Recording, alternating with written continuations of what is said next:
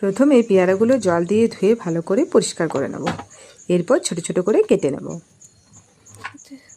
তো বুঝতেই পারছো যে কী বানাচ্ছি। আজকে বানাচ্ছি পেয়ারা মাখা। পেয়ারা মাখা হচ্ছে আমার খুবই ফেভারিট একটা জিনিস, খুবই ভালোবাসি খেতে এটা। তো এটা মাঝে মধ্যেই বানিয়ে থাকি। তো দেখো আজকে আমি কিভাবে বানাচ্ছি এই পেয়ারা মাখাটা। তো আমার মতো কে কে এইভাবে পেয়ারা মাখা বানাও অবশ্যই কমেন্টে জানিও। আর কার কার হচ্ছে পেয়ারা মাখা খুবই প্রিয় ওটাও কমেন্টে লিখে জানিও। তো প্রথমে আমি পেয়ারাগুলো ছোট ছোট করে কেটে নিচ্ছি, খুব একটা ছোট না। এই যে দেখো কাটা হয়ে গেছে। এরপর একটা লঙ্কা কুচি কুচি করে নিচ্ছি।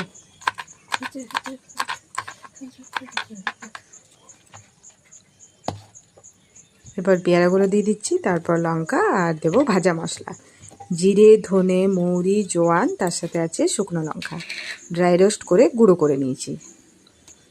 তো এই ভাজা মশলাটা দিয়ে দিচ্ছি। এরপর দিয়ে দেবো বিট লবণ আর দেবো লেবুর রস, গন্ধরাজ লেবু এটা। তোমরা চাইলে এমনি লেবুও দিতে পারো আর কি। আমি এখানে গন্ধরাজ লেবু দিয়েছিলাম, ছিল যেহেতু।